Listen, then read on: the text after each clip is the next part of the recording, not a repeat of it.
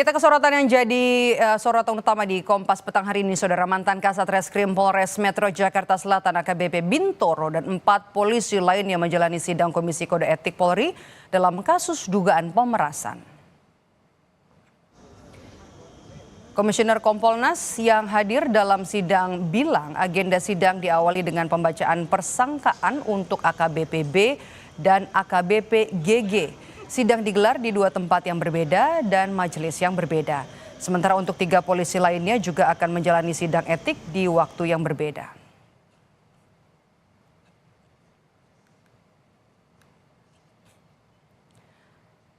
Komisioner Kompolnas Muhammad Hoirul Anam yang hadir dalam sidang kode etik bilang sidang kode etik yang hari ini digelar diikuti oleh 5 terduga pelanggar, yaitu AKBP B, AKBP GG, AKP AZ, AKP M, dan juga IPDA ND. Kelima terduga pelanggar ini diduga ikut bersama AKBP Bintoro dalam kasus dugaan pemerasan terhadap 2 tersangka pelaku pembunuhan. Komisioner Kompolnas Muhammad Hoirul Anam menyebut sidang kode etik AKBP Bintoro lebih dekat ke penyuapan ketimbang kasus pemerasan sehingga peran non-anggota Polri sangat signifikan. Nantinya akan ada lebih dari 20 orang saksi yang diperiksa dalam sidang etik AKBP Bintoro. Apakah ini lebih dekat ke pemerasan ataukah ini lebih dekat ke penyuapan? Kalau kita lihat struktur cerita, tapi memang tetap harus diuji, ini lebih dekat dengan penyuapan, sehingga memang peran non anggota kepolisian sangat signifikan. Dan ini nanti semoga dia datang gitu ya, untuk bisa diperiksa. Tapi yang pasti tadi diumumkan kurang lebih akan dipanggil 21 saksi yang akan diperiksa untuk 1 tersangka AKBP B. Ya, semoga siapapun yang dipanggil akan datang.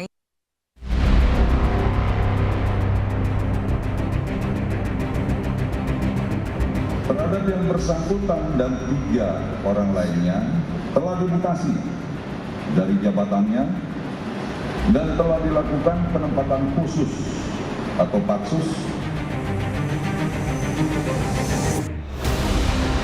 Buntut dugaan pemerasan terhadap 2 tersangka pelaku pembunuhan remaja dalam jaringan prostitusi anak, mantan Kasat Reskrim Polres Metro Jakarta Selatan AKBP Bintoro telah dimutasi dari jabatannya dan dilakukan penempatan khusus. Selain Bintoro, ada 4 polisi lain di Polres Jakarta Selatan yang diduga terseret.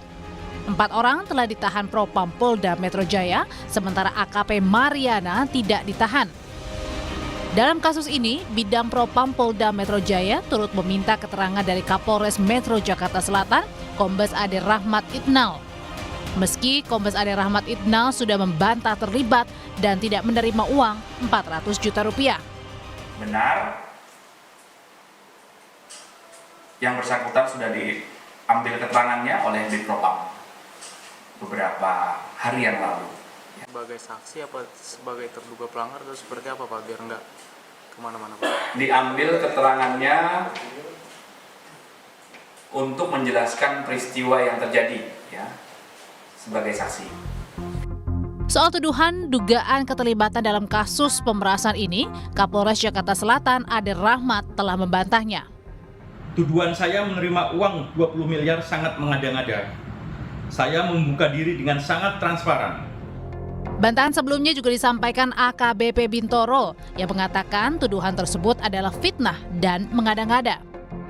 Keterlibatan sejumlah polisi dalam kasus pemerasan diungkap kembali pekan lalu. Kuasa hukum korban dugaan pemerasan oleh AKBP Bintoro menyebut kliennya kerap dimintai sejumlah uang oleh AKBP Bintoro yang diduga uangnya mengalir ke pimpinan Polres Metro Jakarta Selatan agar kasus yang dialami kliennya dapat dihentikan atau SP3.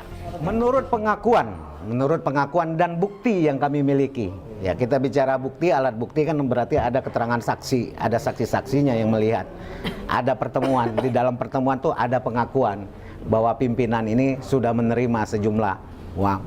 Kita bilang kalau pengakuan dari klien itu 6 miliar ya, uang tunai ya, itu banyak. Berapa kali transaksi itu. Dengan tujuan sebenarnya apa Pak? dengan tujuan bahwa proses ini dihentikan. P21 artinya SP3. SP3. Kasus dugaan pemerasan telah digugah secara perdata oleh kedua tersangka dengan tuntutan pengembalian uang dan barang senilai 5 miliar rupiah. Tim Liputan, Kompas TV. Lalu bagaimana jalannya sidang kode etik AKBP Bintoro CS terkait dengan dugaan pemerasan terhadap dua tersangka pelaku pembunuhan? Sudah bergabung bersama kami di Kompas Petang hari ini Komisioner Kompolnas Yusuf Warsim. Selamat petang Pak Yusuf. Selamat petang. Ya, dengan Maidop di sini Pak Yusuf, Kompolnas kan ikut hadir ya dalam sidang kode etik tadi. Apa yang kemudian jadi catatan Kompolnas? Baik, tadi dalam pantauan kami, tim yang memantau menyampaikan ada istirahat tadi, ada break sekitar pukul 16 kurang. Barangkali masih break nih, sudah mau habis 10 menit. Nah, yang kita lakukan adalah memantau tentu proses jalannya sidang, bagaimana pasal-pasal yang disangkakan, yang perlu dipantau lagi, bagaimana fakta-fakta yang diduga pelanggarannya, bagaimana pembuktiannya, dan saksi-saksi ada berapa dan siapa saja, itu sangat penting untuk kami catat. Nah, fakta, pembuktian, dan kaitannya dengan saksi-saksi, apakah saksi-saksi ini punya kaitan langsung dengan yang disangkakan. Sementara kalau yang dimaksud dugaan pelanggaran kode etiknya kan dugaan penyalahgunaan kewenangan, perbuatannya apakah itu memeras. Nah, tentu ini yang paling menarik. Nah, fakta ada perbuatan diduga memeras atau tidak. Nah, memeras bisa saja ada, tapi ada penerimaan atau tidak. Nah, ini yang paling menarik. Fakta yang diduga itu memeras, ada penerimaan yang diperas itu ada tidak. Nah, tentu kalau itu ada dan barang buktinya ada, apabila itu diterima betul, ya tentu tidak bisa lagi. Dari catatan Kompolnas sendiri kan Kompolnas melihat ini sebagai dugaan lebih ke penyuapan ya daripada pemerasan. Apa yang bisa dilihat dari sidang awal hari ini? Ya kalau penyelenggara negara kan, oknum penyidik itu kan penyelenggara negara.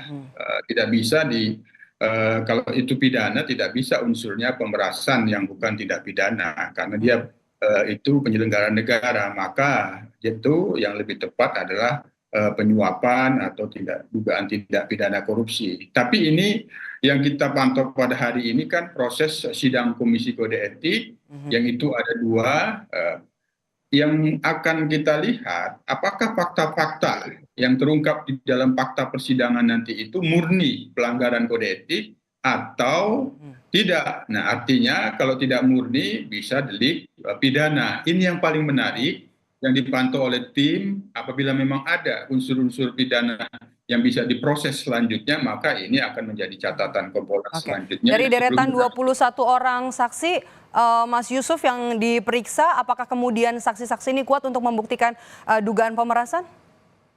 Sejauh ini masih berproses, belum bisa disimpulkan karena break istirahat sholat mungkin. Jadi itu masih berproses, kemungkinan ini sampai malam karena harus masuk proses pembuktian selesai, baru bagaimana nanti penuntutannya. Itu sementara, Maidop. Oke, setelah 20 orang saksi yang Anda lihat daftar namanya, apakah ini kemudian bisa mengungkap uang, kemudian juga aliran uangnya, dan juga momen-momen kalau misalnya kita lihat yang sesuai disampaikan Kompolnas, dugaan pemerasan atau penyuapan ini bisa tergambarkan nggak dari 20 orang saksi yang dihadirkan nanti? Sejauh ini tim yang di sana belum memberikan konfirmasi karena terlalu dini untuk menginformasikan, masih memantau prosesnya sehingga pembuktiannya harus tuntas dulu baru bisa diinformasikan apa fakta sesungguhnya, apakah ada fakta aliran yang benar-benar pemerasan, ada penerimaan atau tidak, ini belum bisa disimpulkan. 20 orang saksi ini apakah semuanya dari polisi atau dari sipil ada juga? Ada polisi, ada sipil. Lebih banyak polisi atau dari sipil? Apa namanya? Masih belum bisa detail karena masih berproses. Baik, terima kasih sudah bergabung bersama kami Komisioner Kompolnas Yusuf Warsim di Kompas Petang hari ini. Sehat selalu.